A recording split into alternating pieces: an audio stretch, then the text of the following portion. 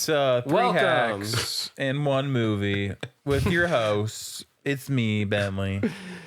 Yep. There you guys. All right. It's you, Emilio. No, it's me, Emilio.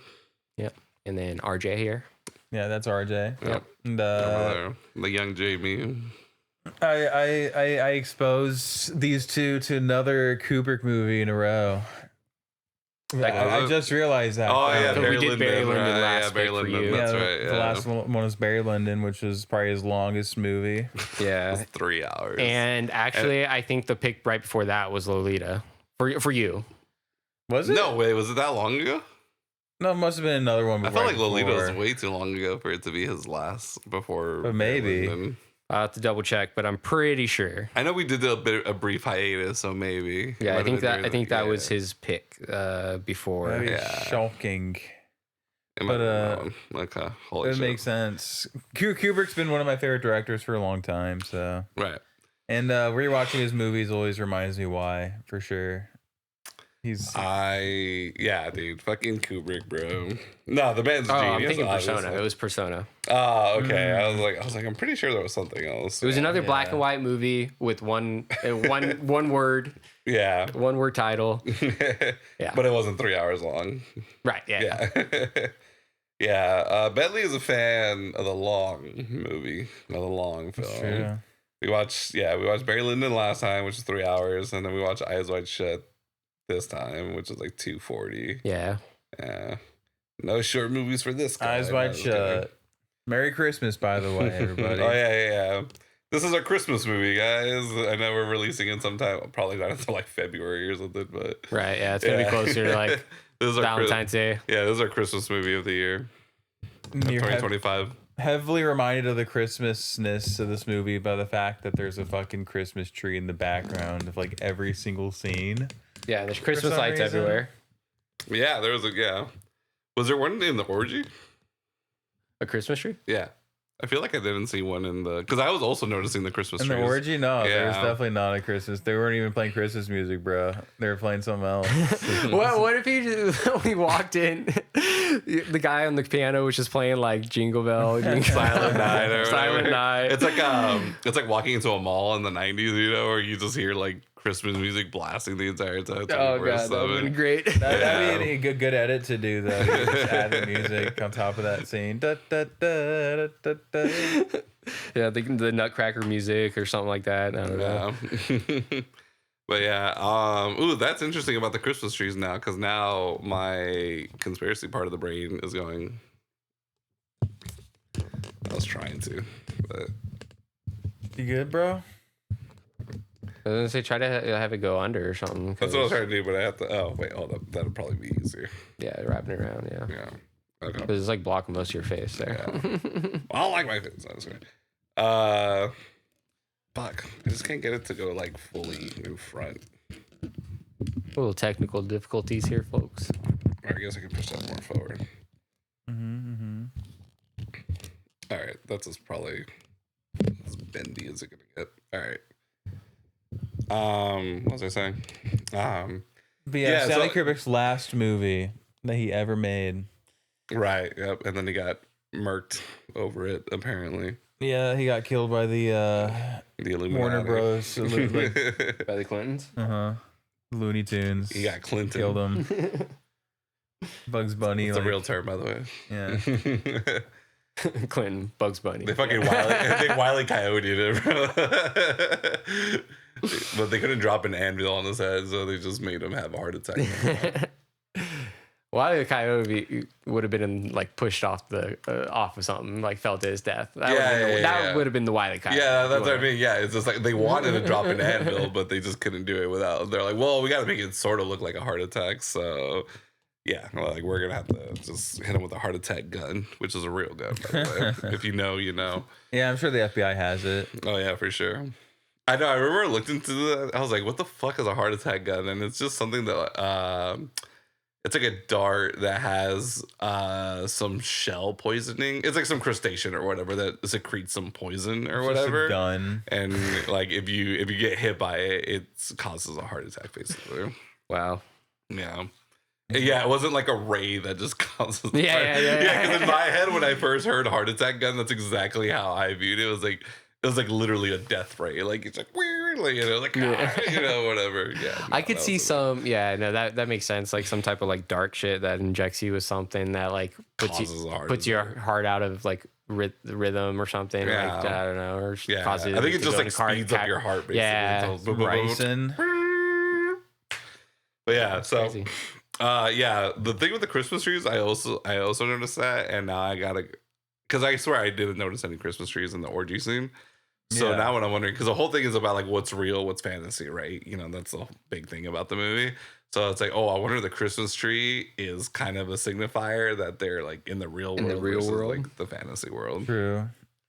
That's the ritual going on in the real world, is the Christmas stuff, is the Christmas trees and the presents and Christmas. They just don't celebrate Christmas, man. They're not Christians. That's it. They don't. Why would there be a Christmas tree there if they don't celebrate Christmas? I feel like most do, I guess. Or are you talking about the orgiers or whatever? Yeah. Oh, okay, my bad. Yeah, you're right. Yeah, they're definitely not people. Yeah, they're of Christ. definitely like pagans or whatever, or Satanists or whatever. Some fucking cult. Yeah. No, yeah. So Eyes Wide Shut. Eyes Wide Shut. Kubrick's last project before should he be died. eyes wide open, bro. After this movie, Dude, you know what's so funny? I always heard the title Eyes Wide Shut, and I was like, oh, that sounds so cool. I was like, how did you come up with that? And then I thought about it. I was like, Eyes Wide Shut. Like eyes wide open, but they're closed. I was like, oh, okay. Took me way too long to fucking like put that together. But I was also a kid when I first heard about this movie. that would have been the sequel for the movie. Eyes Wide Open. Yeah, it would have been eyes wide shut, eyes wide open. I mean, think about it. It's a mix of consciousness and unconsciousness. Eyes wide shut. Yeah. Your eyes are wide. You're conscious. Then when you're shut is when you're like asleep. Yeah, for And sure. This movie plays heavily, like, and I noticed this watching it, especially this time. It plays heavily on the subconscious, like just subconscious thoughts, just like weird thoughts that might bubble in your head for a second that you kind of just forget about. But this movie kind of explores them. Yeah. Especially Nicole Kidman. She's kind of psycho in this movie. I just realized I usually hold this mic. I don't know why I set this up this time. Sorry. Just something I realized. You just want to take it out and hold it? Yeah, I was probably gonna do that. But yeah. All right, cool. Yeah, so this is my first time seeing it. This is also Mine too. RJ's first time seeing it. But Bentley, you've seen this multiple times, correct? Yeah. Do you know what count you're at this point? 5 or 6, I would say. Okay. 6 or 7. 6. No, I said 5 or 6. It's 2026, bro. Like we're done. I said 5 or 6. Until 2027, and then people are gonna go 26, 27. Oh, no. Yeah. Nah, it'll be dead by then. Oh, we'll see. Okay. Yeah. So this is like your 6th time watching it. Mm-hmm. Okay. So how old were you when you first saw this movie? Fresh out of high school. So what would that be, like 17, 18? Yeah, 18 probably. Typically like 18, 19, maybe 17. Yeah. So this movie got me hella woke, bro. Definitely.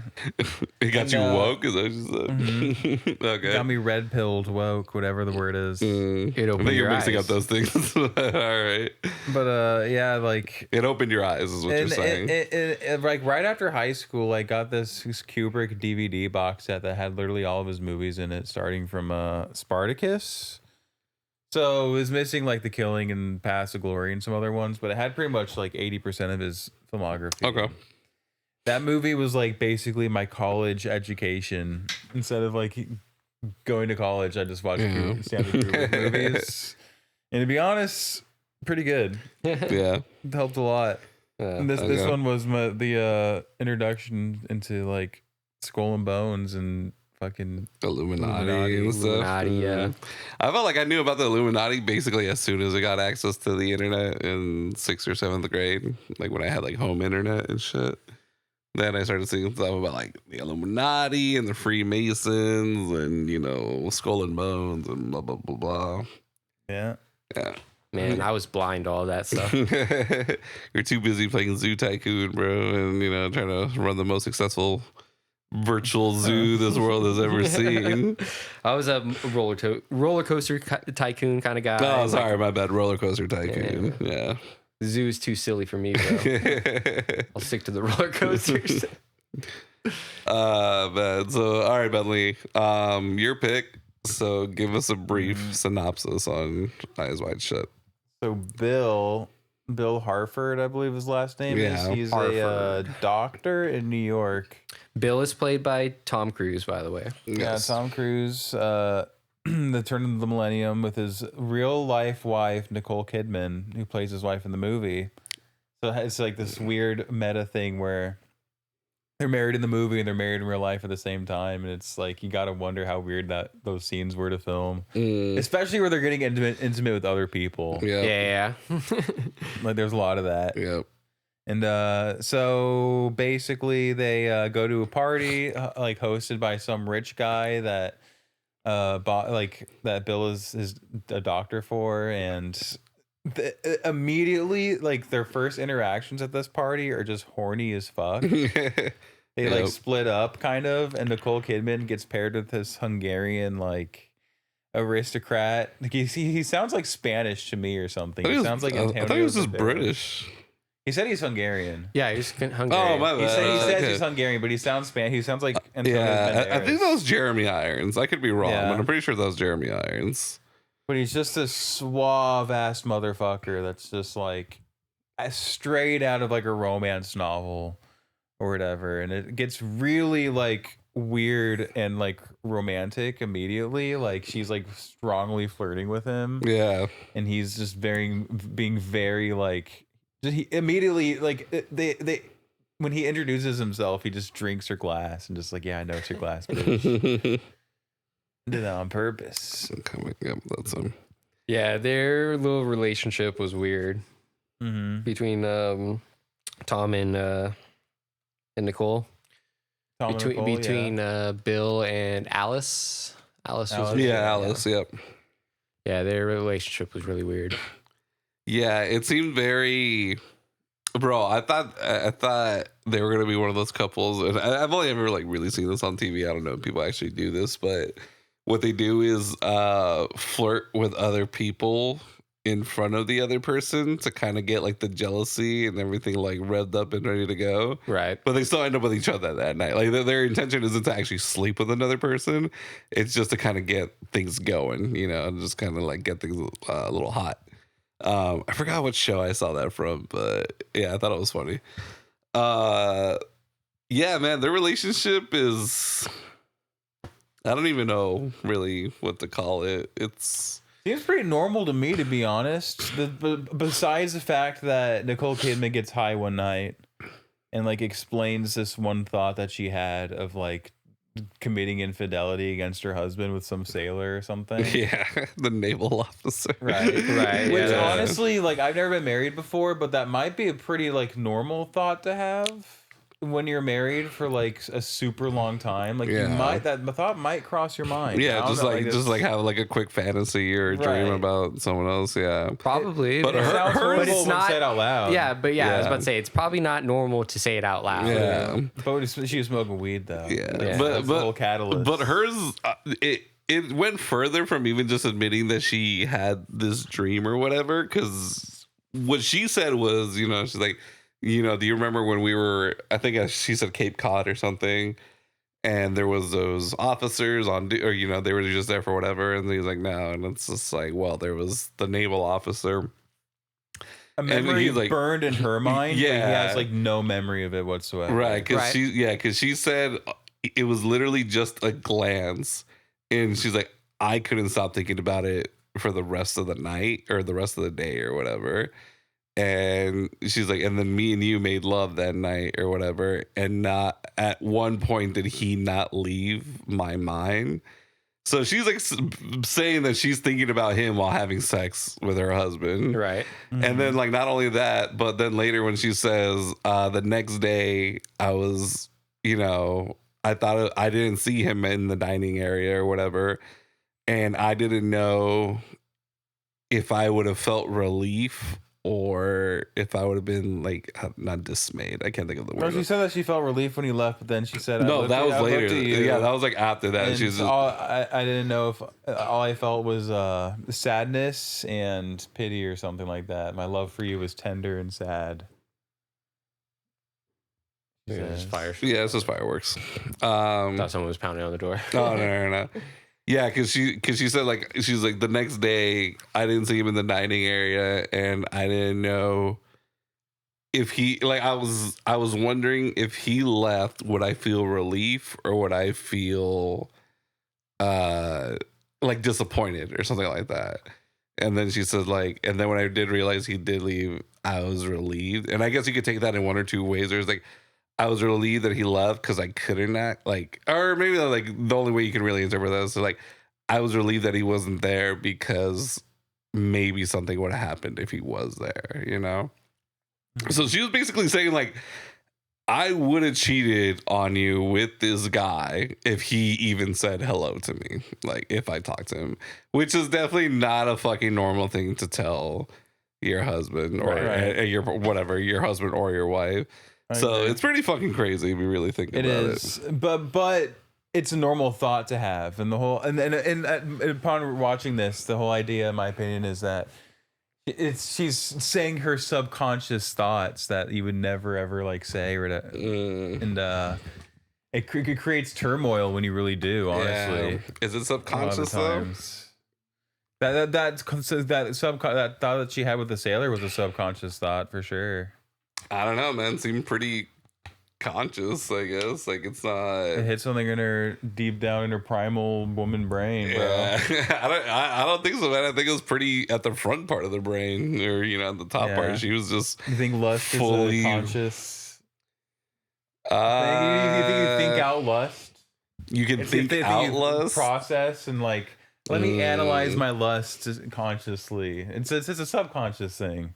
I think it's more I don't know if there's a difference, but it's more reactionary than it is like conscious, I guess. Yeah, because you can't control your reactions, but yeah, dude, she was just I think there's a difference between having a fantasy about someone and then really thinking, I would fuck this guy right here, right there, if he talks to me, I say just keep your fantasies to yourself, bro. Because they're almost always going to sound weird and bad. Yeah, I mean, there's probably no winning in talking about your fantasies to your partner when it involves not them, But yeah, because I think that's one thing. But then she seems very.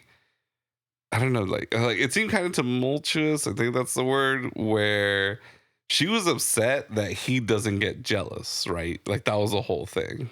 She's like, you've never been jealous, you saw the guy dancing with me, you didn't get jealous, or saw the guy at another time, you never got jealous. And she's like, why is that? And he's like, because I love you and you're my wife and I know you love me and we have a kid together.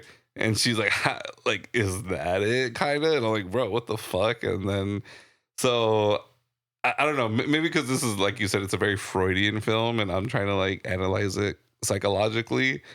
But it kind of did seem that was her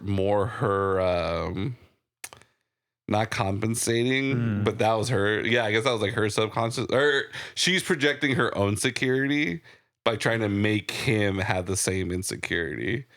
Because where she gets jealous when he's around other women, especially beautiful women, and she's upset that he doesn't get jealous. No, I think he was just in denial because I think at the party he was clearly like smitten by those ladies, and he was like, "Hey, to be continued" when he left. Like at the party when his wife was like schmoozing with that Hungarian guy. Yeah, he in his own side story starts hanging out with these two like supermodel looking ladies. Yeah. We were talking about like going to the end of the rainbow and stuff and all this weird cryptic shit. And he's definitely flirting with them. And he's like, in my view of the movie, he was definitely wanting to bang. And he probably wouldn't have, but he had that thought. So he was thinking it. So you think so? But do you think he would have slept with them then and there? Like, but the situation got stopped because Right. And Yeah, plus he went- because that's when he gets he's- called for a medical emergency. Yeah, for medical you know? emergency, and plus he slept with the hooker later on in the movie. But he didn't.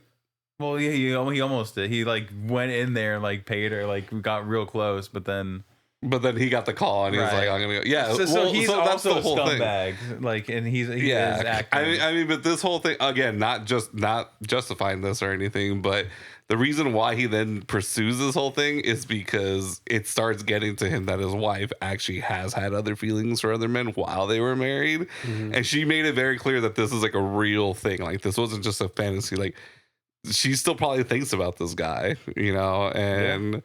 Like she said, she was like she was basically on the verge of cheating on him if he was there. Basically, if that dude was there at the second day, like, she would have jumped his bones or whatever.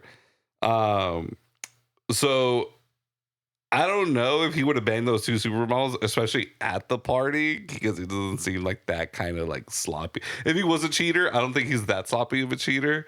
And then the whole scene with the prostitute who ends up getting or whatever, contracting HIV or whatever, that made me wonder if he's done this before. Like, if he actually has cheated on his wife before any of the movie, you know, like at some point in their relationship. Because he seemed pretty like willing. Like, he's like, I'm gonna bang this prostitute who approached me on the street, you know. Yeah. He was like ready, and he had almost no like he didn't even remotely fight back on the idea. Like, yeah, I'm just gonna totally pay this prostitute that approached me on the street. And he seems like he's done it before. Like, you're usually not that cool with the idea unless you've already done it before. So it could have been before they were married. I don't know, but it did make me wonder if he's cheated on her before. Yeah, now they mention it, like one of the first things he says in the apartment is like, "So should we talk money?" Like, he like is immediately making like a transaction. Right. He immediately put together that she was a prostitute. Yeah. So Which he I was seemed pretty kind of wondering comfortable. in the beginning. So yeah, maybe. Honestly.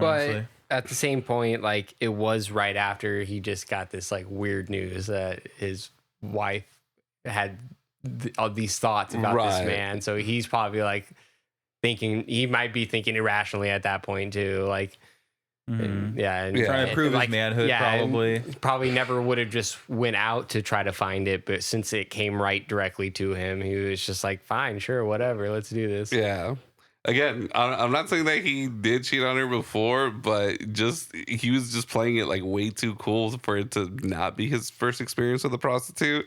And then when he's actually at the orgy scene and he was, about to be led by whatever the masked prostitute, whatever, blah, blah, blah, he was like more than willing to. He was just like, yeah, no, like, I need this. And again, obviously it could just be that, you know, his psyche's getting all fucked up because he keeps imagining his wife with another man or whatever, even though that never happened. But he does keep imagining it constantly. Right. It keeps cutting, like, it cuts his thoughts. Yeah. He's clearly thinking about it all the time. And that's what I'm saying. It could be that, but it could also be like, I'm just saying it made me think that it's possible that he's cheated on her before. Because even like, I think your reaction to cheat on your wife or your spouse, whatever, it's normally when it's a revenge thing, it's because they did sleep with someone, not because they thought about sleeping with someone. So I don't know. You know, I'm just saying I think it's a very possible chance that he already cheated on his wife before the movie even started. But I don't think he would have banged the prostitutes. I mean, not the prostitutes, the supermodels at the party. Just because that seemed really messy, and it's not like he wants to get caught. But yeah, that's just my take on the supermodel hoes. I feel like he was equally as flirty with them as Nicole Kidman was with Hungarian. Oh, very, yes, definitely, very, yeah. There was definitely some sexual energy between Tom Cruise and those two girls, a little bit. Oh, for sure. I mean, they were willing. I love how they were both like. And we both want you, basically, you know, like, this is very much a thing we want. And I get it. It's Tom Cruise, super, like, you know, handsome doctor, fucking, you know, in a tux or whatever. But it's also kind of funny because I'm like, he's also shorter than you guys. So I felt like that would have been like kind of a tough sell. We're like, damn, like, he's so cute, but he's like an inch shorter than us, and that's kind of weird. Where Nicole Kidman's man, it's maybe it is or maybe it's not Jeremy Irons. I don't know. That No, dude it's not. Okay, that dude was like 6 something. You know, like Nicole Kidman's not short. I think she's like 5'7", 5'8", probably. Because she looked taller than Tom, not by much, but she looked taller than him. So he must have been like 6 something. But he could. I mean, maybe she also didn't do anything because again, they're like at a party in front of people, and even though he's like, oh, I don't know anybody here or whatever, it's still messy, right? Like he could catch them at any point, you know, doing that kind of stuff. But bro, honestly, if I saw my wife get that close to the man, I was like, bro, what the fuck? Like that is nowhere near okay, dude. Like that's actually fucking crazy. He must have been okay with them dancing though. I think dancing is fine. Yeah, it's funny because I've seen some like red pill men or whatever talking about like you're gonna let your wife dance with the man. I'm like, bro, chill the fuck out. It's not like she's like grinding or twerking on him or it's something super sexual. Nowadays, like, I don't know, like bro. the tango or something, Dude, the tango is even more sexual than the twerk. But the way that she was like, their face were not very far apart from each other. You know, they were like right in each other's faces, almost literally breathing in each other's breaths. And that's the part where like, bro, that's fucking crazy, dude. Like, how are you doing that with your husband? Like on the other side, like Tom, like, yeah, he was walking with 2 ladies, like locked in arms. But that's kind of like what you do when you walk a lady somewhere, but you're not like breathing in her fucking air. Like, you know, he's not like asking her to like spin his mouth or something. I love Nicole Kidman's acting in that scene too, where she's talking to the Hungarian guy. She's a super like, kind of like drunk and I don't know. She has like this airy quality to her like voice. It's done. Her delivery is very good on those lines. I will say I did love her voice in that because it's actually very like sexually like charged. Like yes, like, absolutely. Yeah, it's almost sultry in a sense. Like it's not like it's not like because when I think sultry, I kind of think of like Roz from Frasier. Like she has a very sultry voice, but Nicole Kidman doesn't naturally have that voice, so she's more trying to talk like that, but not like change her voice to do it. I don't really know how to explain it, but so it was, yeah, dude, it was really hot. But my thing was like she kept doing it, and at one point I was like, is she gonna talk like this the whole fucking movie? Because that's kind of crazy. And then later she actually was talking like that when she was like with her husband in the bedroom, which makes sense, you know, she's trying to be sexy or whatever. But at the same time I was like, oh bro, please don't tell me she's gonna talk like this the whole movie, because I'm not gonna take this seriously at all. But thankfully she didn't. But that was just something, since you brought up her voice, I was like, you know what, yeah. Loved her voice, but I was also like, okay, we can cut that down, like you can stop, you can talk like a normal person again. Yeah. But yeah, Nicole Kidman though, Jesus Christ, man. Yeah, she's gorgeous, dude. Yeah, beautiful. One of Australia's greatest exports, dude. Honestly, I didn't know that. You know, Australia has not given us a lot in the world. Some offense, Australia. But Nicole Kidman is definitely one of the greatest. We'll put Margot Robbie there. One of the greatest assets Hollywood has. Watch this movie, you'll know. Yeah, it opens up with the her ass. bare naked it's shot literally of her the ass. opening scene, dude. I was like, and then it just cuts away. I was like, what? Like, okay. I was like, I don't know how necessary that was. But I know Stanley was like, no, this is great. Like you don't get it yet, but this is gonna be super, super important. Like, okay.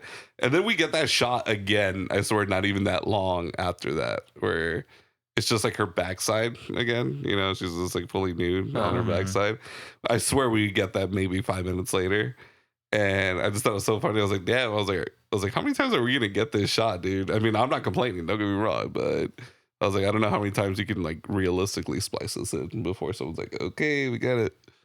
But yeah, dude. I mean, Nicole Kidman is Nicole Kidman, dude. Especially in the 90s. Just absolutely stunning, gorgeous.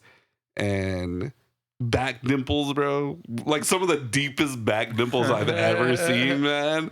And I mean, there might be a surgery for it now, but I don't think there's one for it then. So that's all. She's natty, bro. She's just all natural.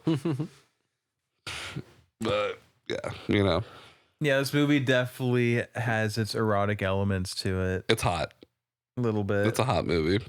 A little bit. There's a little hot bit. scenes. At some points, Some of the yes. movies are like just almost like medical or whatever. It's just not even medical.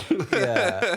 Like, I don't know. There's a scene where he like has like a hot patient and or whatever. Oh, Yeah. sure. Yeah. He's Her. like feeling up her like chest, or like he's reading her heart or whatever. Yeah. But her tits are out, obviously. Yeah. So yeah, that's like medical. And even she brings that up, right? It's just like, oh, you've never, examined a patient and thought about whatever. And he's like, no, I'm not thinking about sex while examining my patients. And But maybe he has. Yeah. I think he's capping in a lot of those things.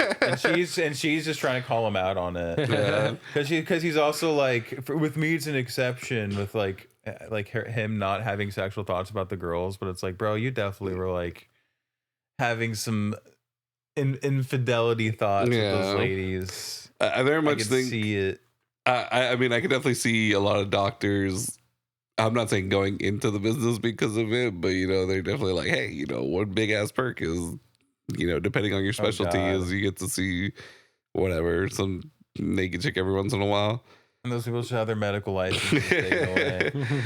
But I think it's such a natural reaction, right? It's like no matter what guy you are, it's like you see, I mean, as long as you're a straight guy, I guess, like you see a pair of tits just out in the world, you're like, oh shit, there's a pair of tits, Obviously, in a medical sense, it's very like not sexy. Like, there's a fluorescent lighting, there's the crinkly paper, there's the fucking cheap ass gowns and whatnot, blah, blah, blah, blah. But yeah, I'm sure like even though he wasn't like sexually charged, I'm sure there was at some point where, Bill was like, dude, like she kind of had some nice tits, man. Like not that I like would do anything ever in my life, because I respect my wife too much and my medical career too much. But, he probably had that thought for at least a millisecond. Yeah, I'm sure doctors might have a sexual thought when they're checking out a customer. Yeah. It's like we're literally all humans. Yeah, exactly. Like, that's what I mean. Yeah, it's just a natural. You just wouldn't reaction. say so because that would make you look like a freak, Nicole Kidman. Yeah, in this movie. Yeah, that's all I'm saying. It's just like a natural reaction. I mean, obviously he seems like a very professional doctor. I was trying to figure out the whole thing with his patient that died, right? The older guy or whatever. And then it was his daughter, I think, right? Seemed like it. Yeah, his daughter. Yeah. Was just like, I love you. Like, I've always loved you, whatever, blah, blah. Like, even if I never see you again, it makes me feel good that I even live near you. I was like, what the fuck, dude? I mean, I created a whole backstory for that situation with like that lady and stuff. Oh, you did? A little bit, like a little headcanon. Like, let's hear it out. Yeah. So she's just sick of her husband, right? Like she like deals, or her. Oh, they're not even married. Yeah, they're not even married. Yeah. And she deals with this guy all the time, and like she's just sick of his mannerisms that she's already learned. She's sick of like the way he leaves the toilet seat up, like whatever it is, the way he like doesn't clean properly, well, like whatever the flaws are. And then Bill is this guy that comes in to like help her father. She just sees him kind of from a distance, doesn't really know him very well, doesn't know his flaws, so she just sees him as like this perfect, beautiful man who's like helping my family because she doesn't know him up close, Okay. Yeah. Okay. Yeah, I can kind of see that. I also think I forgot it's called is it Nightingale syndrome, where you fall in love with your caretaker or whatever, or you're like a doctor. I know they talk about it in Frasier, or I think Nightingale is when you fall in love with your patient, maybe. But there's like the reverse where you fall in love with your caretaker, and apparently it's like a thing among like therapists because they kind of confuse the idea of being helped versus like being like loved and stuff. I forgot what the condition's called, but I know it's very much a real thing. So that's why I would need a male therapist. No chance. So you have no hopefully chance. Don't turn gay or something. Turn gay. Bro, dude, Develop a relationship. Billy, if you go to a guy therapist and you end up coming out of a gay, I'm suing that fucking doctor, bro, because I'm convinced that he convinced you to be gay. Yeah, Yeah. that works.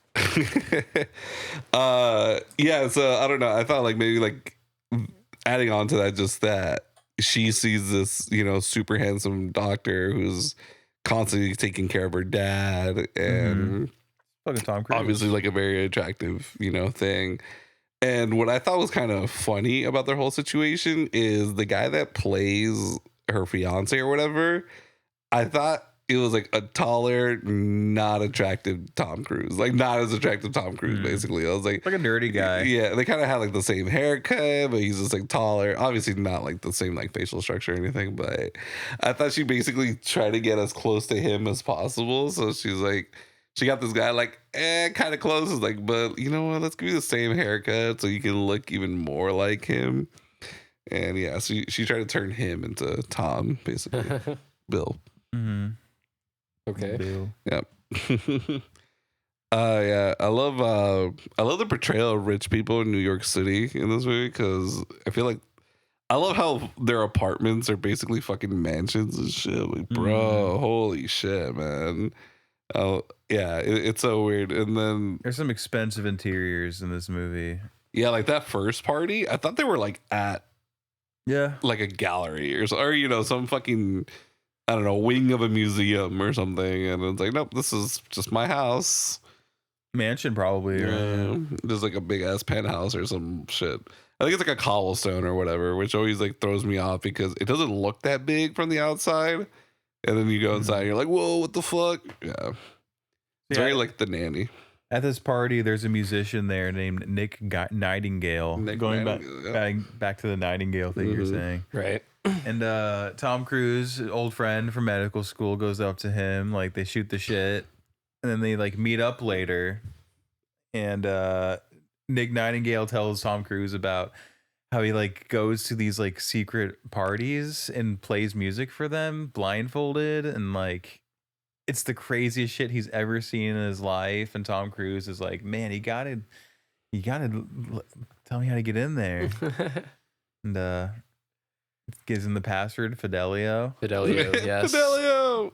And then yeah, Tom Cruise goes and gets a costume because you have to wear a costume for it.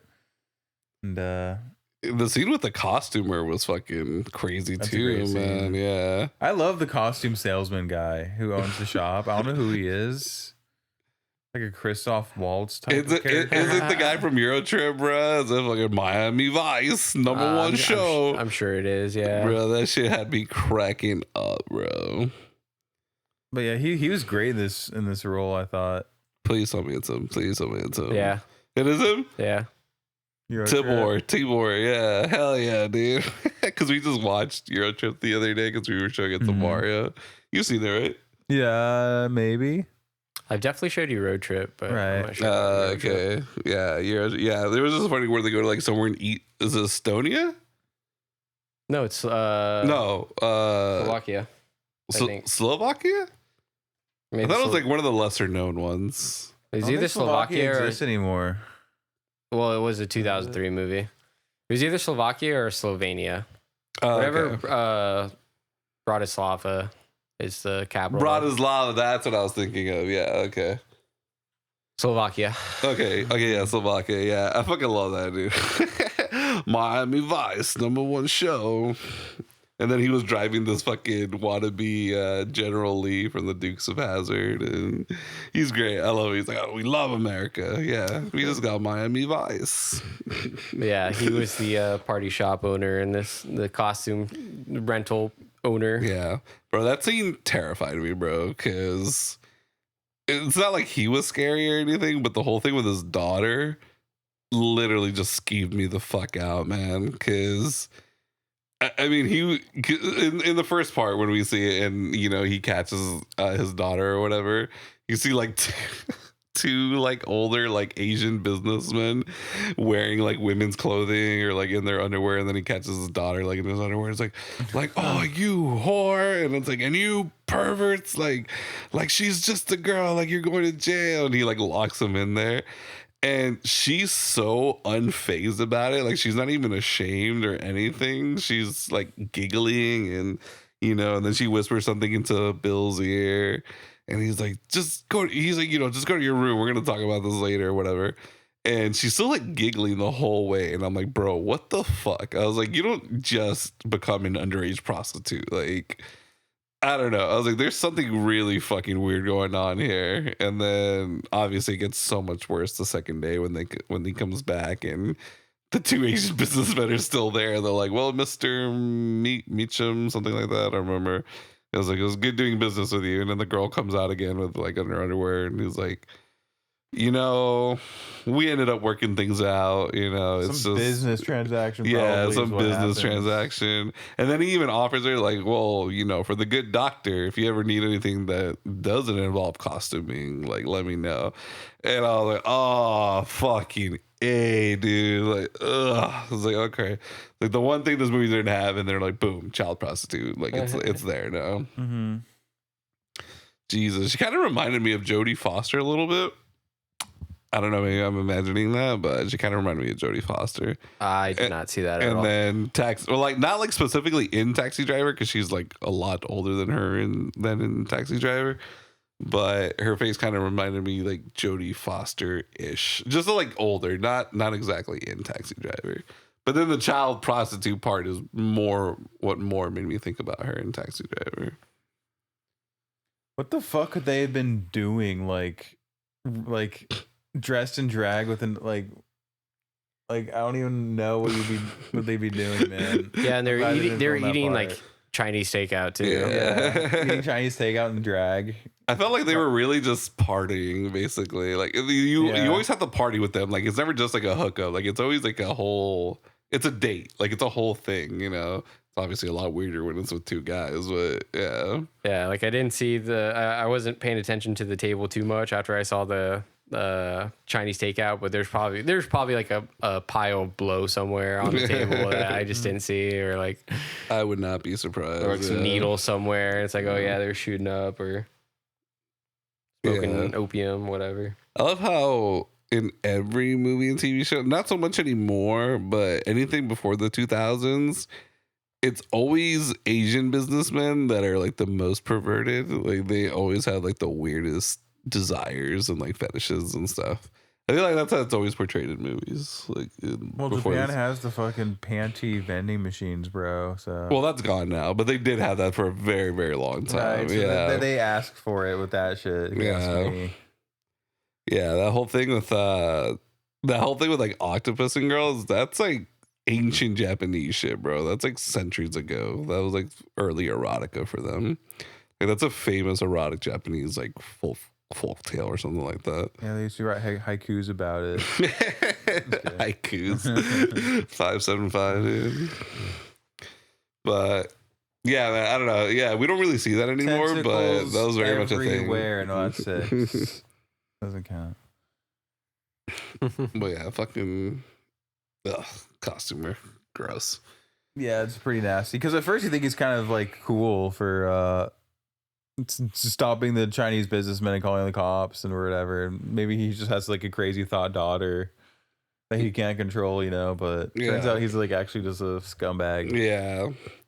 It's probably some scam that they're working together. Maybe. Yeah. I'm assuming she is probably underage too, but it's like probably some scam where it's like, okay, I'll catch you guys and I'll fake catch you guys and like make a big deal about it. Yeah. Try to call the cops. Maybe I can get more money out of it, extort them for some more money or something.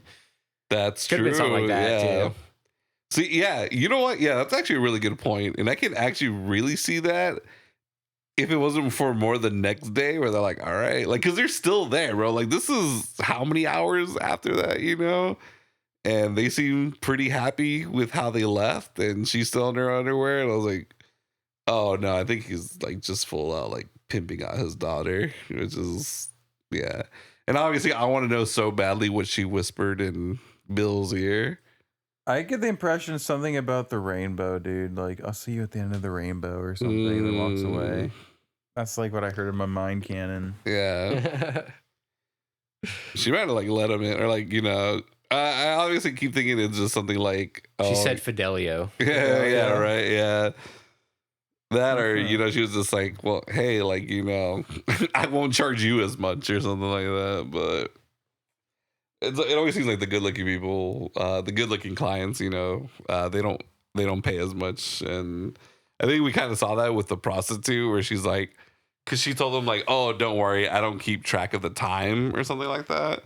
And I'm like, if he was ugly, you would definitely be keeping track of the time, like she's counting the seconds. She got a stopwatch on or something, but because it's Tom Cruise, like, well, maybe I'll forget to set the timer or something.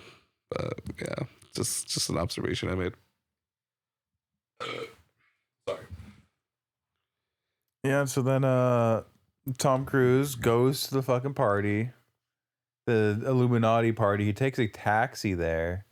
Like, he could easily drive there, but he takes a taxi.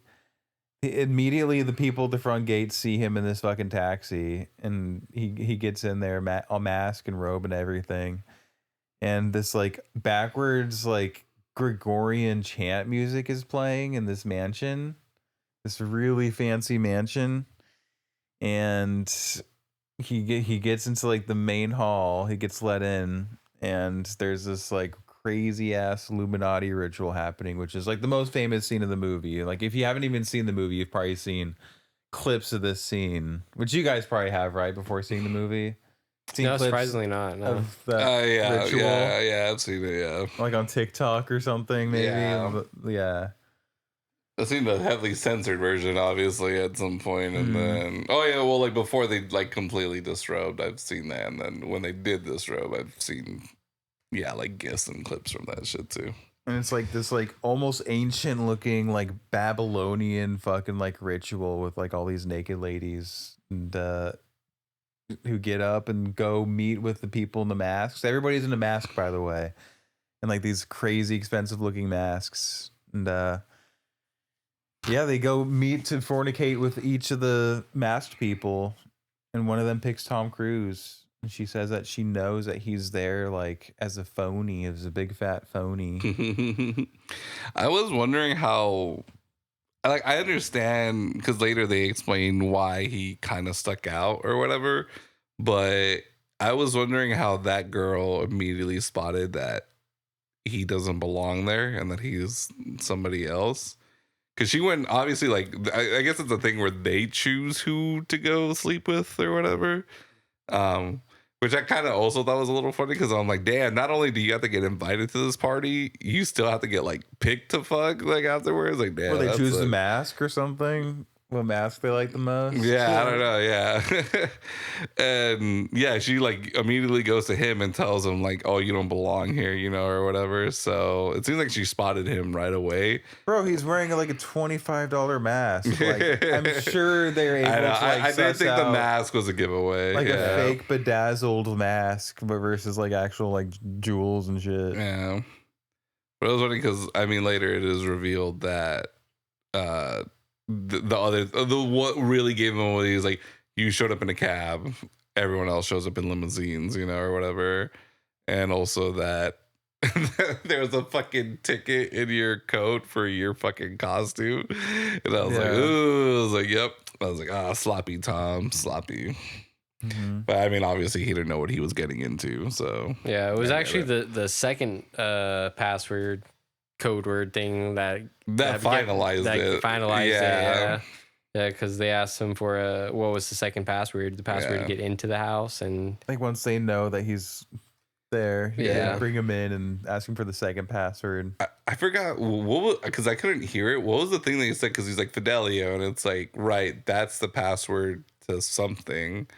And then they're like, and for admittance, what's the password for the house? Yeah, okay. You want the password for the house? Okay, gotcha.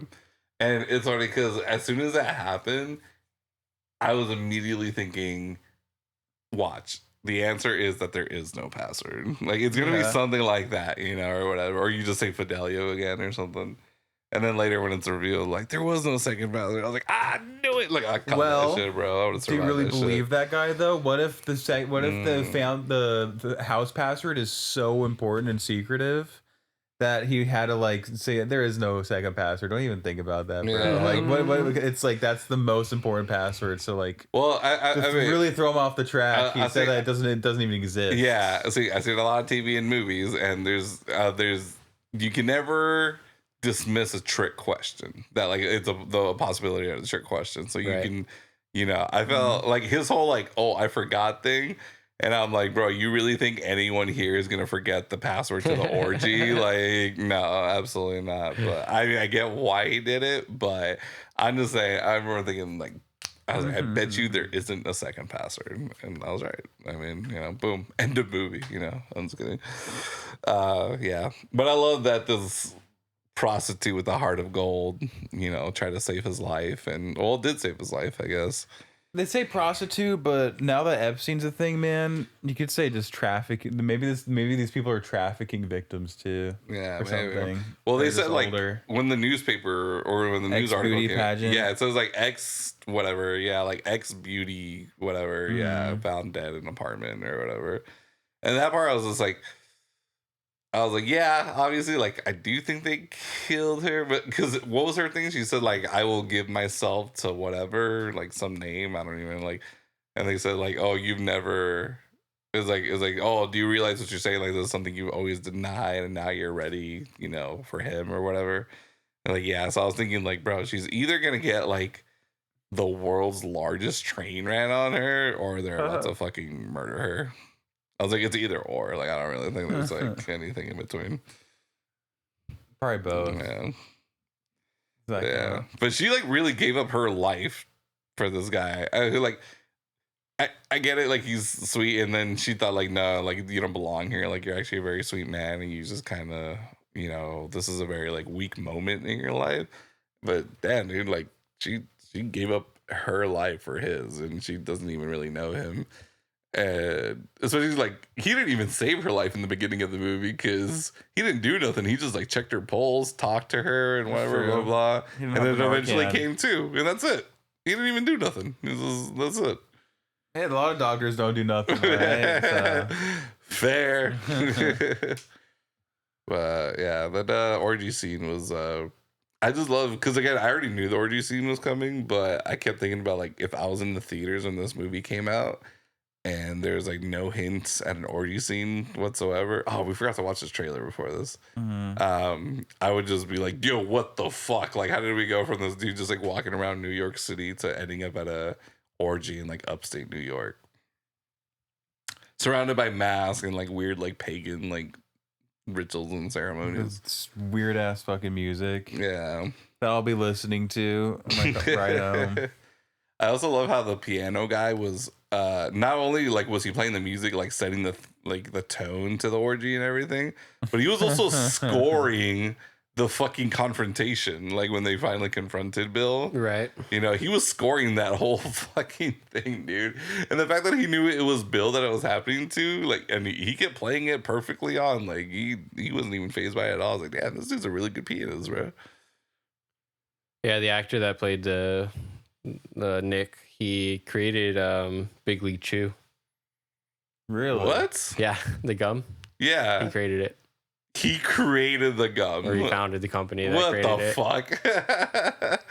Wait, how long has Big League Chew been around? I feel like it's been around for fucking... I thought it would have been like the 20s or some shit. Yeah, like probably the 50s. 90s or something like that then. Really? Damn. Yeah. What's it really for? Todd Field. It's like Rob Schneider. Created in 1980.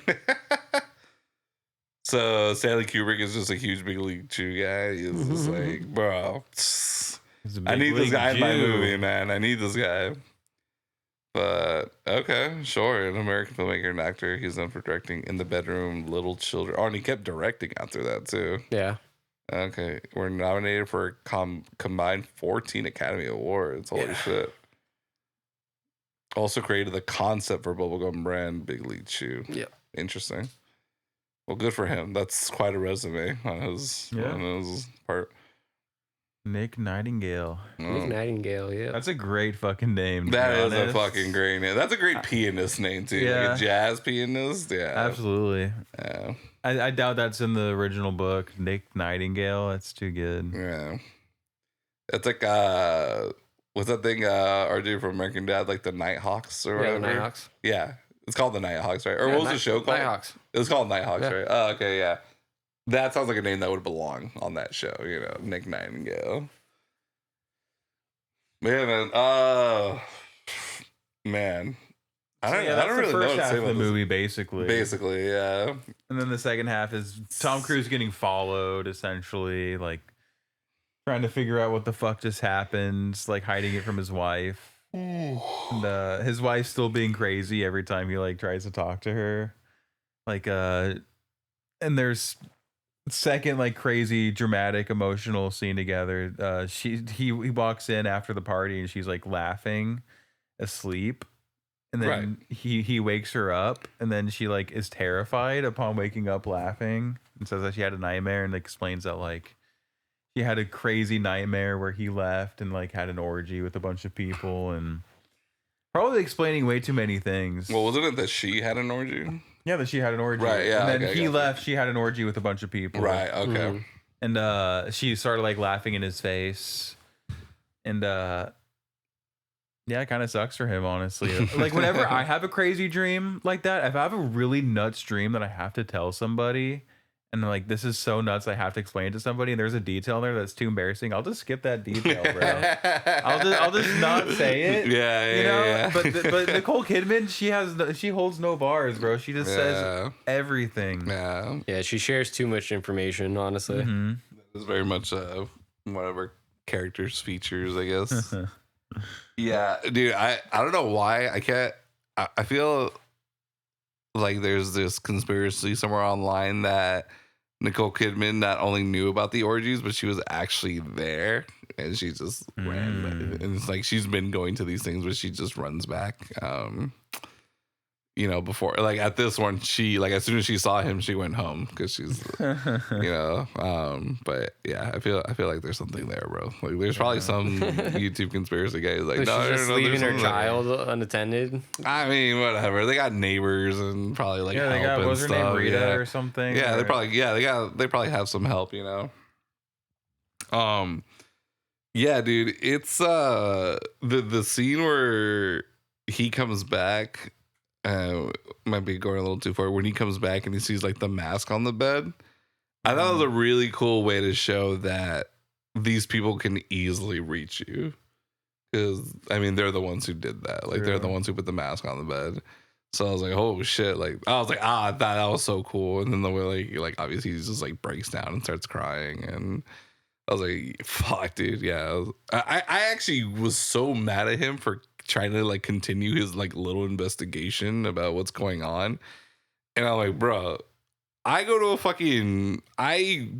crash an orgy with fucking like pagan shit going on. I'm not fucking with those people, dude. Like, I'm just like, you know what? I'm literally never telling anyone anything, because I'm truly convinced you've like bugged either me or my house at this fucking point. Maybe going back a second time, maybe that's how they let you in, Maybe like after the second time, like, this guy is persistent. This guy really wants it's a test. It's all a test. Yeah, it's a test. Maybe that's. I'm just kidding. I think Tom Cruise is also super just paranoid and like just couldn't stop thinking about it. So like, I have to go again. Yeah, but usually paranoia would make you not look into it. Where he's like, no, I gotta keep looking into it, especially when he thought. Because he thinks that his friend was like kidnapped or whatever, and he's like still looking into it. Like, bro, what the fuck? I was wondering, because obviously Tom does know, or Bill. I mean, Bill, I keep calling him Tom. Just call him Tom. Bill knows people in this world, right? Because Sidney Pollack, right? His character. Obviously he's heavily involved, so he's probably not the only one, that Tom like knows at that party. So it made me wonder, would Tom be invited in this world, or do they like exclude him because they're like, nah, he's too good of a guy, like he's normal. He's a doctor, which is like kind of elite, but not elite enough. He's a doctor to elite people, right? That's what makes him an elite, not just because he's a doctor, but he's a doctor to elite people. I think that's he's close. Yeah, so I think in my head, I think that they would seriously consider him, but they kind of also look at him like, no, like we they know who to invite and who not to invite, and they're like, no, this wouldn't be a guy who would accept what we do, you know. In my head, anyways.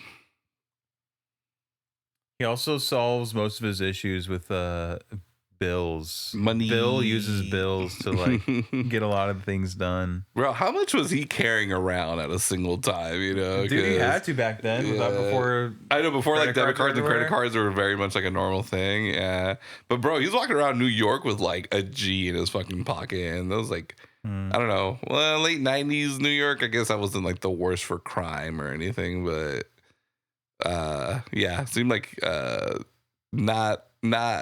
You shouldn't be someone just walking around with like $1,000 in your pocket.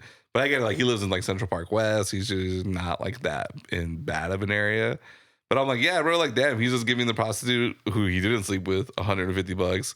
He's fucking paying this cab driver $75 and then offering him like another like 150 just to like stick around. Paid an extra 200 to the costume for the costumer. Yeah, exactly. Just shit like that. Yeah, like oh, like bro, this dude's just walking around with a shit ton of money at all times. But he's throwing not like thousands of dollars, like a base, like one of the people at the party with the masks. They would have been offering, I'll give you $1,000. Right, yeah. He's but think about it. This more. is still like late '90s, so I felt like walking around with even $1,000 is kind of a crazy idea. Right. Yeah. I mean, walking around with $1,000 now is also a crazy idea because I mean, we just use debit cards and credit cards, but yeah, I don't know. I just get like, damn, like it just seems insane, especially around New York. I also love when he gets like accosted by like the New Yorkers or like the hardcore New Yorkers who keep calling him like a fag and shit or whatever. Because you said this was shot in London, right? Yeah. So I just kept thinking like, so are those just a bunch of British people? Because I definitely think Kubrick just told them like, oh, just give me your best impression of a fucking a New Yorker or whatever, like a Yankee, and then it's just like, yeah, he's just like, oh, you want to fuck me, fag or whatever? Just like.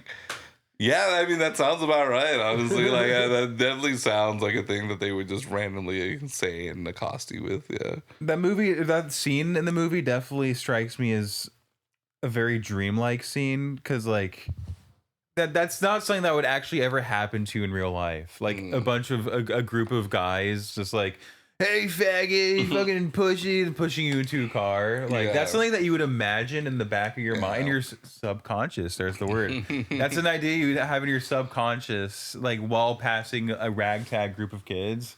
Oh, I hope they don't fuck me up or whatever. Yeah. And I think that's just part of the dreamlike part of the movie almost. See, I did think, because I remember as soon as that scene was over, again, I thought just, they basically just told these Brits, like, oh, just give me your... Or I even said it, like, when we were watching the movie, it was just like, this is definitely just what Brits think New Yorkers act like, you know? It's just because, they just consume, like, so much, like, media from New York. But I know you say it's like, subconscious, and, like, that could be, like, a dreamlike sequence. Totally agree with that. But I would see that more being... That would be the case now, but I definitely think in the 90s, maybe not that large of a group, but it was like 5 or 6 of them. There would definitely be some fucking like Yankees fans just calling people like faggots and shit, Yeah. Maybe in Boston. No, I'm kidding. Yeah, New York. Definitely in Boston, but definitely also New York in the 90s, bro. Absolutely. This was pre 9/11, bro. This was pre 9/11 fucking New York. People were just like hurling slurs at each other all the time. Yeah, true. Yeah. 90s though, I don't know, maybe 70s especially, but 90s the PC was already there. It was, but kind of, but not really. Like a scene like that just wouldn't happen. Something like that wouldn't happen in real life. That's just a thing in the like.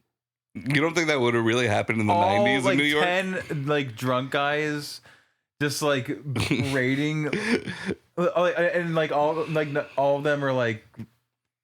I don't know, like normal looking. Like none of them look like criminals. I don't know. No, I think the only unbelievable part of it was just that the group was too large. That's my biggest gripe with it. I think if it was a group of 5 or 6 guys, it would have been believable. But I felt like there was easily like 10 people in their fucking group. Yeah. Yeah, that's all I'm saying. So, all right, the music in this movie, pensive, very well toned. Like I was just like, oh shit, when it's intense, it's intense. When it's creepy, it's creepy. just very well scored. I know we heard more than the piano, but the piano is the only thing I can focus on. And this whole movie is so like dreamlike that I kept thinking, bro, is the fucking pianist like scoring this movie too? Nick Nightingale in the background. Yeah, exactly. Bro, they like Inceptioned him or something, and they're just, scoring his dreams. True, because a lot of the music is like actually in the movie. Like they'll be like in the first part of the movie, there's like some orchestral song playing as Tom Cruise and Nicole Kidman are getting ready for the party, and then Tom Cruise hits stop on the CD player, the music stops. And there's a couple scenes like that where like the music's actually coming from something. Oh, okay, gotcha. They stop it. Yeah. Yeah, the music was there wasn't a lot of music to it, but the moments that were scored were, I mean, it was just done extremely well. Like the piano is such a it can do everything, So yeah, it goes from like suspense to like creepy to like I mean, suspense and thriller, I guess, are basically the same thing. But then they did a bad thing. Oh yeah, and that random bang song, bad thing. Yeah. That's what's his name? Chris Isaac, I think. Oh, is it? Yeah, that sounds about right. What did you guys have like a favorite scene in the movie or like a favorite shot? Probably the Illuminati sex scene. Just kidding. Sure. I mean, besides that one, obviously. Dude, honestly, one of my favorite scenes in the movie is the scene where he goes into Nick Nightingale's hotel and starts talking to that desk clerk. I love the actor. Alan Cumming. Yeah. Alan Cumming. He's like New York royalty, bro. He's a New York staple. Yeah. I love the way he plays that character. And you can tell, like, in my opinion, he's like kind of gay or something. He's definitely gay. And he's like hiding it, or like, I don't even think he's hiding it. No, he's definitely tried to come on. The entire time I thought he was hardcore flirting with Tom Cruise. Yeah, I love his acting in that scene, and maybe that's how he actually acts. I don't know too much about Alan Cumming. Is he actually gay? Yeah, he's like. Does he act like that in real life? Like kind of.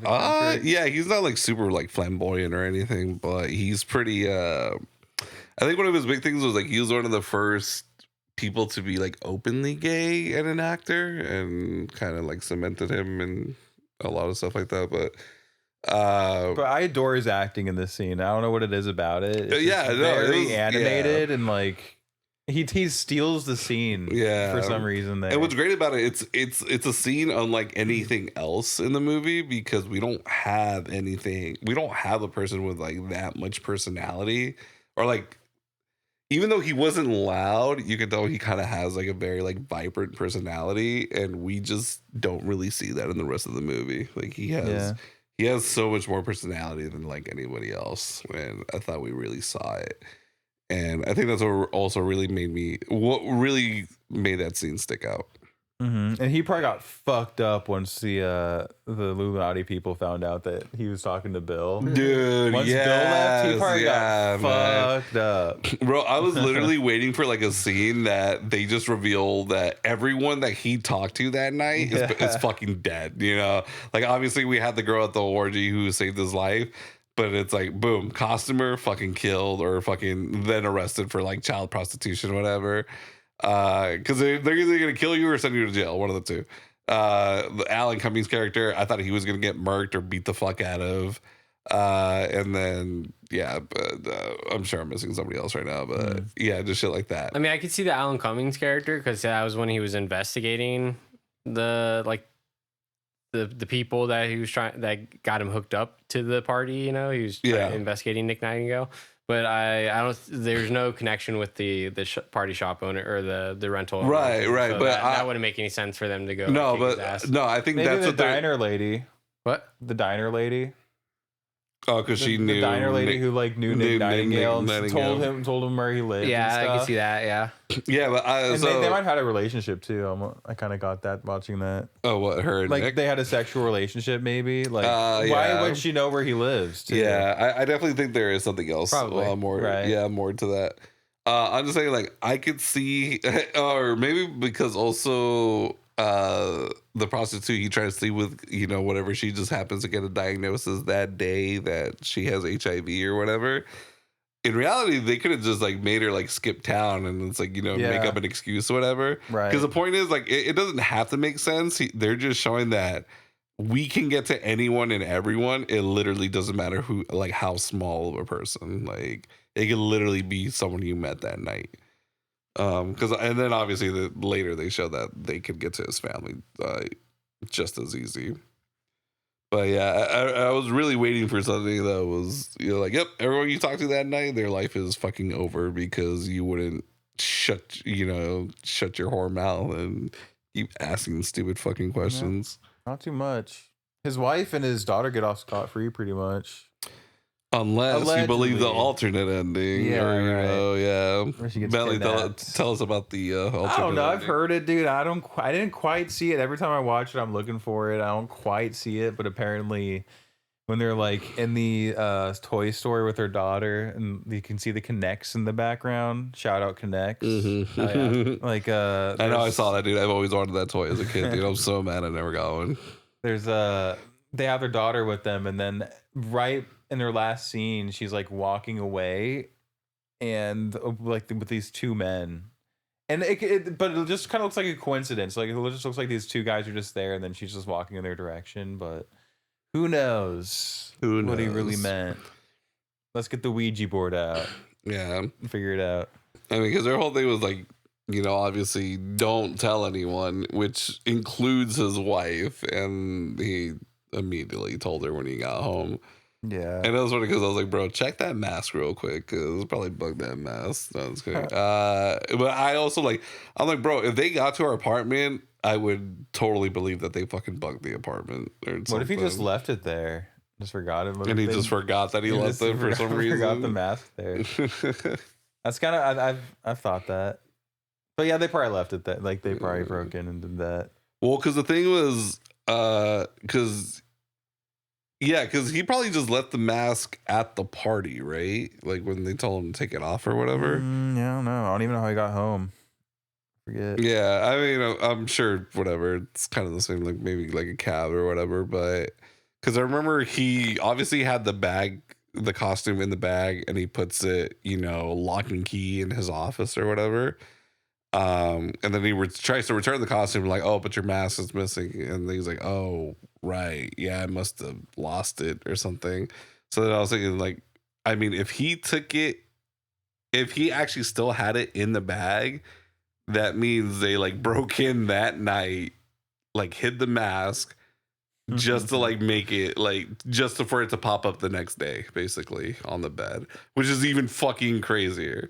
But that would also only be if he really just didn't forget, like leave it at the party, which I mean, I didn't really see him walk out of, so I don't know. It could have been the wife too. The wife could have found it and left it for him. Yeah, and that's why like when he saw it, he broke down and was like, "Okay, I'll tell you everything." Oh, it could be. Yeah, I mean, it totally could be. I mean, yeah, maybe he left his keys there because, like it was like obviously he had like a lock and key in his office, like in that whatever. I don't know what the fuck that thing's. It's not a dresser, obviously. Whatever it is, armoire. I don't know. Yeah, like it's some kind of cabinet. Yeah, some kind of cabinet. Yeah. But also, I don't know. Yeah, and again, like, but why? I guess why would she just like grab that mask and put it there? That's the other thing. So I don't know. I don't know what her intention would be behind that. Again, unless she's actually been going to these parties and she saw the mask, and obviously she caught him there. So she's like, "Oh, this is gonna make him tell me what he's been up to." I'm saying, bro. I think there's something there. Yeah, Billy, why do you think this movie's called Eyes Wide Shut? Because did I say it when we were talking about the podcast? Because it's a subconscious and conscious like combination. Because you have your eyes wide shut and open. You know, instead of your eyes being wide open, they're shut. It's like how do you conscious and unconscious at the same time, I guess. It's like, because when I first heard this, I was like, how do you have your eyes wide shut? Like, why? You'd be asleep and awake.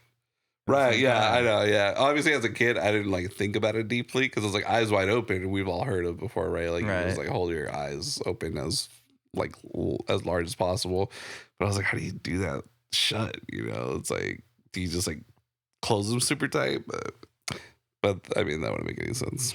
But yeah, I was just saying, like as a kid, I just didn't think about it deeply. Thing. Yeah, it's a cool title for sure. Absolutely great title. Definitely. Yeah, Eyes Wide Shut. And, great movie. I love this movie. I like. Is this your favorite, Kubrick? Nah, not even like top 5 probably. But it's fantastic. Yeah, and it's a great last movie for an old fucking man. 'Cause I think the one before this was what, like Full Metal Jacket in the 80s. Yeah, like it was definitely a big hiatus. Oh shit! Between the two. So, damn, I didn't even think about it. What was it before this? Yeah, I think you're right. Yeah, I think so. Yeah. I think so. Then The Shining before that, I believe. But anyways. Yep. This movie's great, and I like it more every time I watch it. It might actually be close to top 5. It's probably like at the number 5 if it would be, So it wouldn't it be 1? Wait, what's your favorite Kubrick? Barry Lyndon is up there, and Dr. Strangelove. I still gotta watch that one. I love 2001. I love Clockwork Orange. And, a little bit more.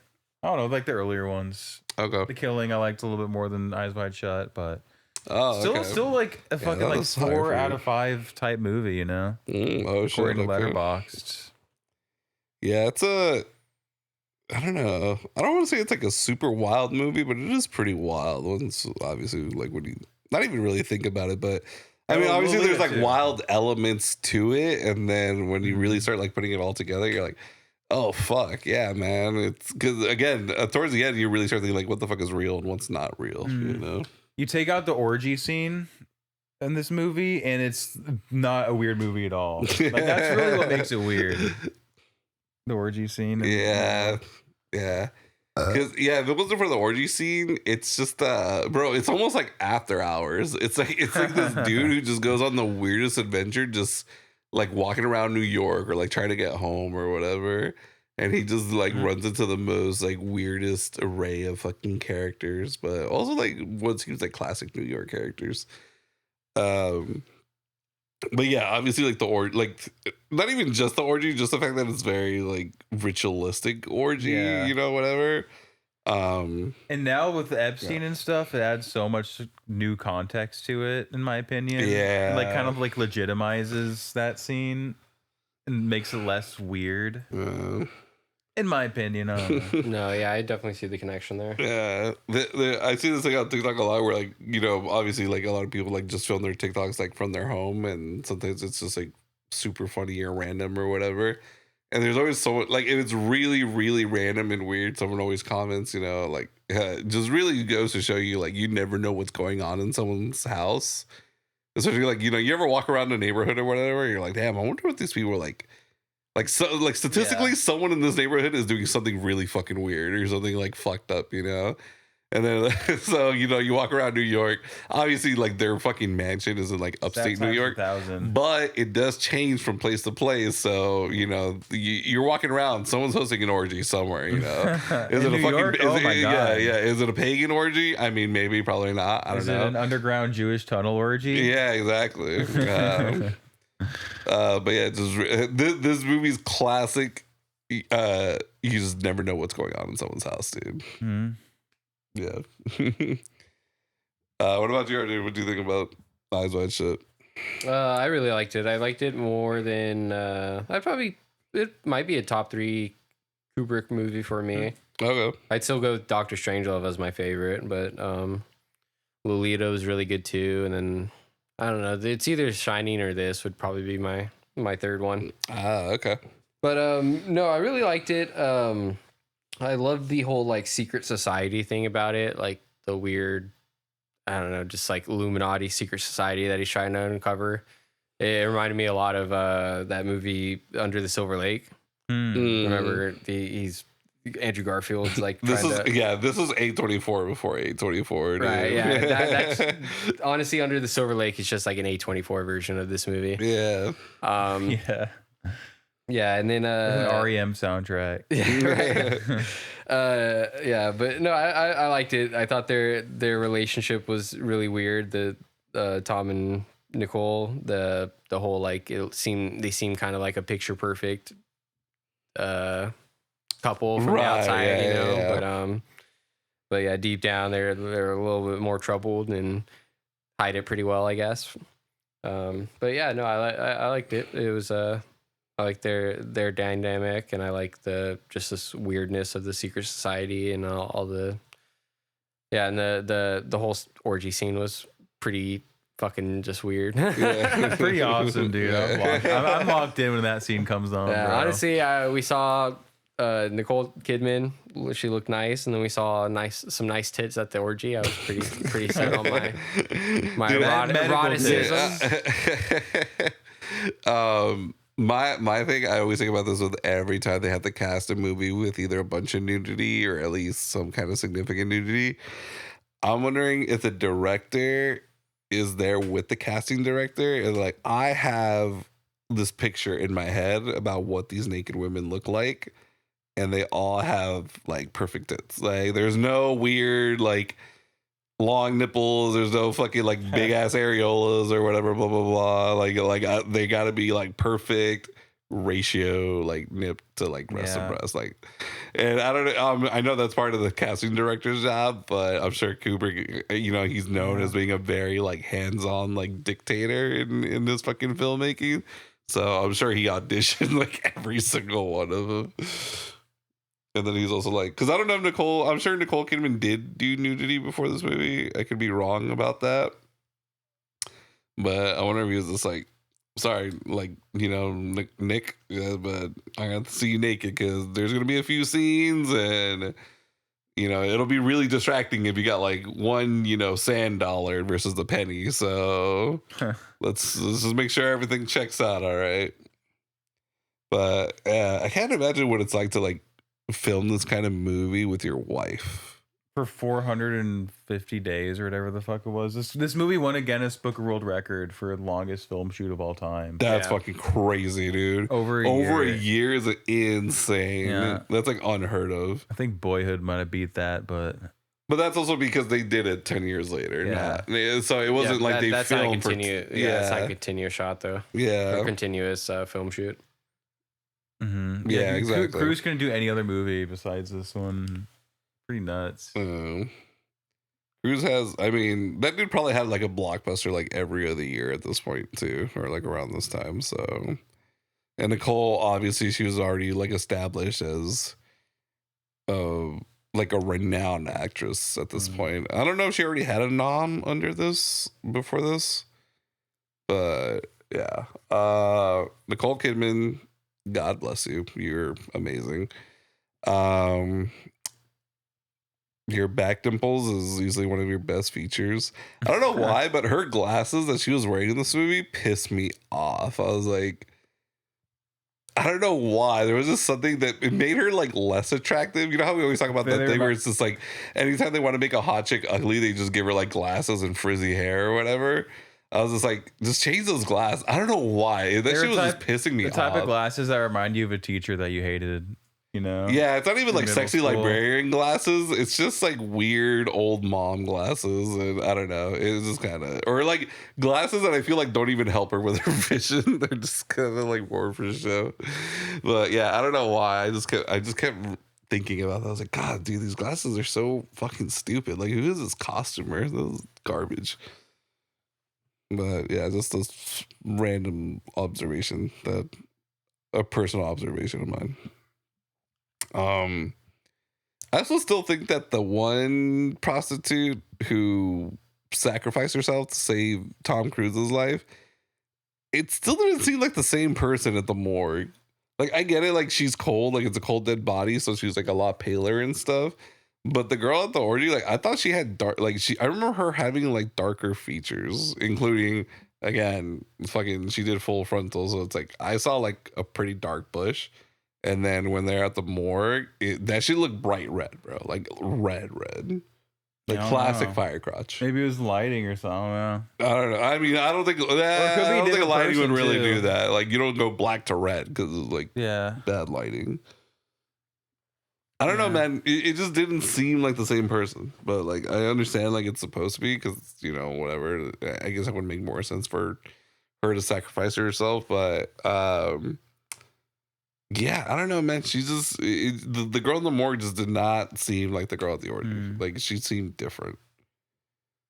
But I don't know. Could just be me. Maybe I'm crazy. I don't know. Who's casted as each one? Yeah, I actually saw that when RJ pulled up the cast, and I didn't notice that Kate Blanchett voiced her, but wasn't her. Interesting. Yeah. Well, because it says mysterious woman, which I assume was like the prostitute who was trying to save her, save him. Sorry. But then, because they said it was Amanda or Mandy, whatever, Mandy Curran or whatever, Julian Davis. So, wait, who's the mysterious woman? That was the lady with the mask who got killed. Right. Okay. Yeah. Tom Cruise. But then they were saying it was Mandy who died, and like that's who they went to go see who she went to go see at the morgue. So yeah, that's what I was thinking. Like oh, I think it's like two different people. Like I'm pretty sure it's two different people. But. Yeah, I don't know. That I'm definitely gonna watch some videos about Eyes Wide Shut because I'm sure I missed a lot. Definitely, there's a lot to pick up every time, bro. I picked up new things, and it's easily one of those movies for sure. That's also kind of what makes me not want to watch videos about it because I kind of want to pick up some more stuff on my own. So maybe I'll give it one more rewatch before I try to before I start watching some deep dives or something. Yeah. But yeah, wild flick. Definitely worth watching. I think it's I was kind of thinking about it. This movie came out in 1999, and like just to kind of go on a tangent about our culture recently, people have been becoming more interested in conspiracy theories in the last few years. People have been becoming more quote unquote woke or red pilled, like talking about the Jews controlling everything. The 9/11 didn't actually have it was an inside job or whatever. It happens more and more. And I feel like this movie kind of came out at a time where that started becoming more of a thing of like that counterculture, like conspiracy theory thinking. Okay. Right before 9/11, like 2 years before 9/11, this movie comes out. And I feel like this movie is almost kind of part of that like awakening. Matrix came out at the same time. Matrix, yeah, that counts too. Fight Club. Those are all 99.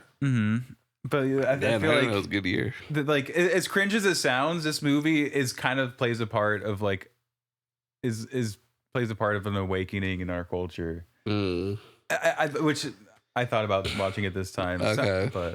So you really think it turned the whole idea of like elites, being part of like a secret society that has like sex parties, like it made it mainstream. Like it made it to talk about conspiracy, like Illuminati in a mainstream Hollywood movie. When did Alex Jones break the the Bohemian Grove story?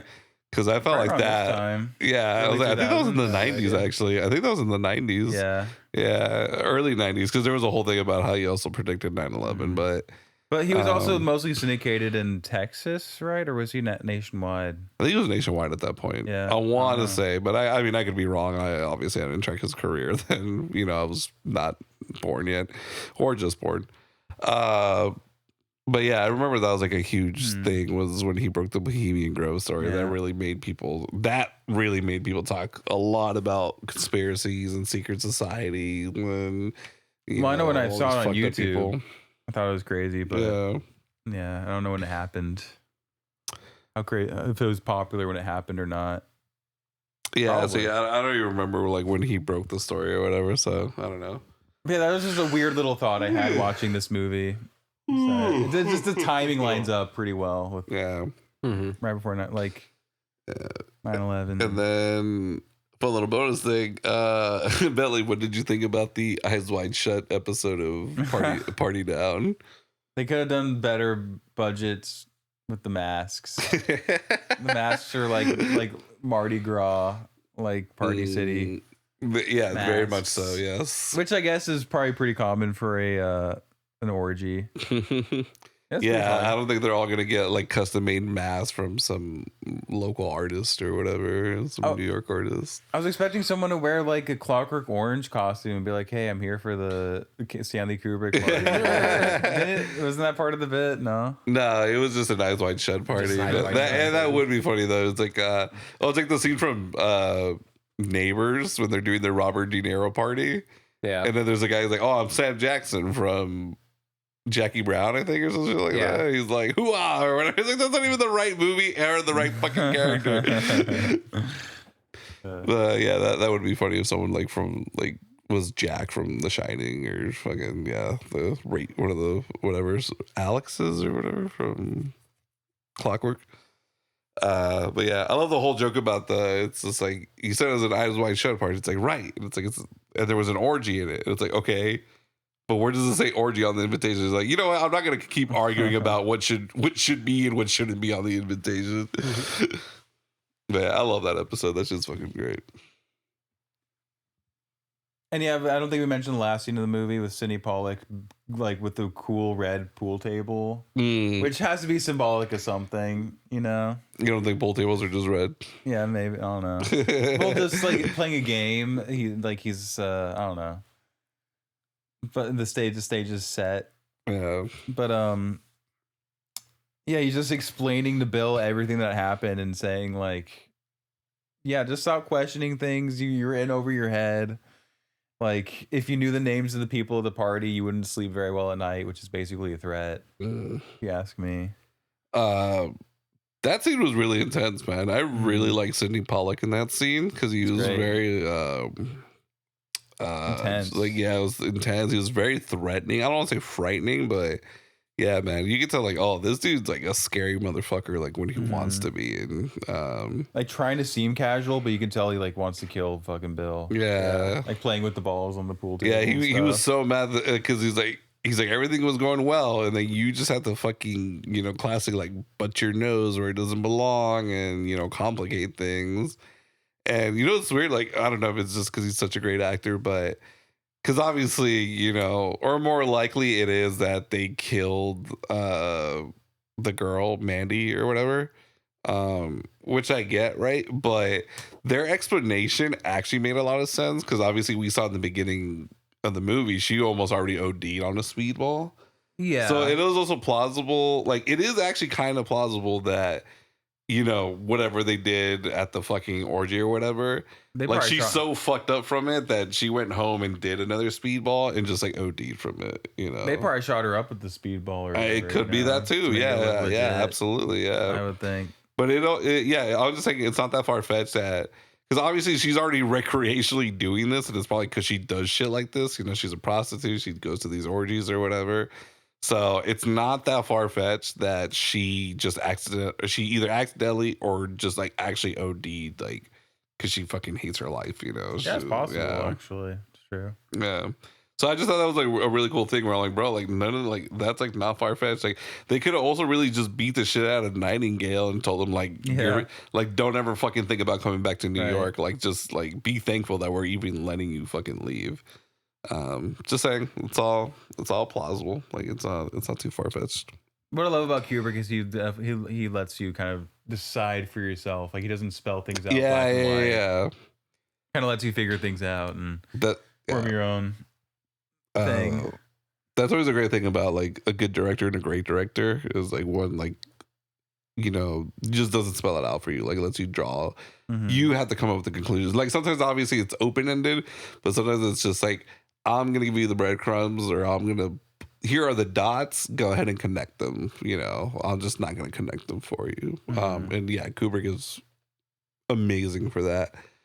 Also, is Kubrick like the best fucking adapter in film? Because all his works are adaptations. You were talking about that before, yeah, right? Yeah. About all his works are adaptations. We're struggling to think of another one, but I recently thought of another one. Okay. Who is famous for doing adaptations? Besides one, David Fincher.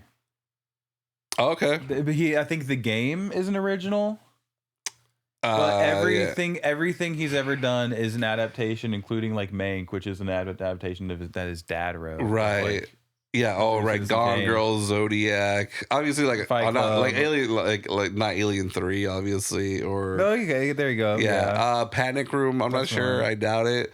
But yeah, you're right. Curious Case of Benjamin Button, Gone Girl, the girl with the dragon tattoo. Yeah, you're right. He's a great adapter. Yeah, he's an amazing adapter. Yeah. 7. I don't know if that's a book. Bro, maybe. I don't know if that's a book. I think that's an original. I don't think he wrote it, but Oh yeah, I don't think he wrote it. Yeah, but I don't know if it was a book or not. He's an absolutely amazing adapter. But yeah, dude, Kubrick too, man. Holy shit. The king. I just re-listened to our Lolita episode, which I think is a great episode, by the way, if you guys haven't re-listened to it. But it almost made me want to watch, or I actually do want to watch Lolita again after it. I was like, it was very funny. Like, it's such a dark fucking comedy. When I read the book, I don't know, but yeah, I mean, I'll watch the movie again for sure. It was like 100 pages. No, that doesn't seem too bad. No, it's like 300 or something. Oh, 300 pages. Oh, fuck. Okay, yeah, that's a lot of pedophilia to read. I don't know.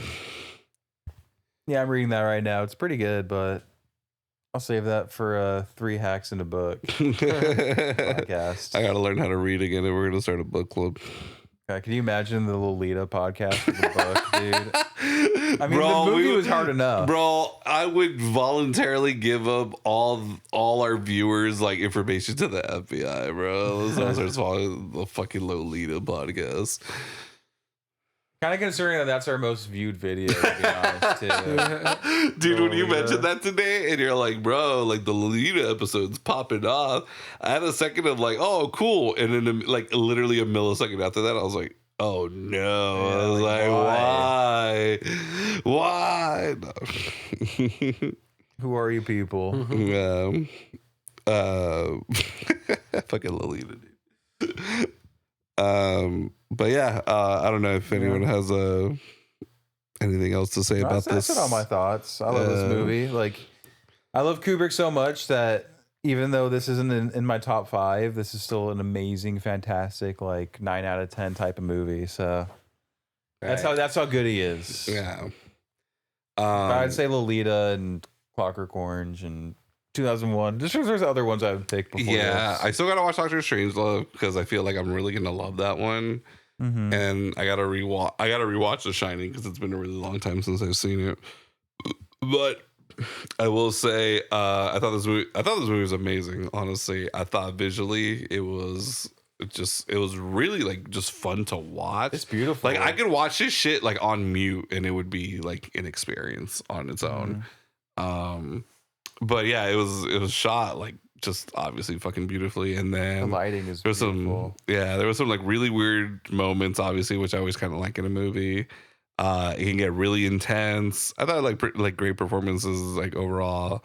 Obviously, fucking I think I'll basically watch anything with Nicole Kidman in it. And I mean, Kubrick knows his fucking audience, or the audience, when he's like the opening shot is just her naked, or whatever. So, he's still a guy, bro. No, I was kidding. But no, man, it's great. Obviously, this isn't a movie for everyone. I can see like a lot of people not liking this movie. I can see a lot of people having problems with the pacing of it. I enjoyed it, but yeah, it's a 2-hour 40 movie with like no action, so it's very much dialogue heavy. There's like a lot of just like walking around. So I definitely wouldn't recommend this movie to just about anybody. But if you're really someone who's trying to become more of a like cinephile, or you're trying to be like trying to kind of elevate your like movie knowledge and kind of what you've taken in over the years, highly recommend Eyes Wide Shut. Like I definitely think it's pretty like experimental for Kubrick, I guess. But yeah, man, it was great. I enjoyed it. I probably would get like a physical copy of this movie. Would I get the Criterion version? I don't know, to be honest. Mostly because I don't really care for the cover. But yeah, it was great. I enjoyed it. Would watch it again. I actually do want to watch it again because I want to see if I can pick up on stuff that I didn't get on my first watch. So yeah, good pick, Bet. Good pick. I really, really enjoyed it. Yeah. Really really good start to 2026. Hell yeah. Yeah. I wanted to pick a Christmas movie, so Oh right, yeah. Okay, right. This is our Christmas themed movie. I almost picked another movie, but I was like, you know what? I'm really feeling this. So I know. What was the original one? Because we did the die roll. All that jazz. Yeah. Okay. Yeah. Which again, the way you pitched it, it sounds like a really cool movie. So I would definitely be down to watch that. Yeah. But yeah, overall, loved it. Would my rating system? I would buy a physical copy of this movie, but probably not the Criterion version. But that's just me. Yeah. What about you, RJ? I loved it. I'd give it like an 8 out of 10. Yeah. It's pretty good. Bigger of a movie. Yeah. All right. Well, thank you guys for joining us on another episode of 3 Hacks in a Movie. I've been Emilio. Fidelio. I'm Bentley. And I'm RJ. All right. Have a good night, y'all. Fidelio.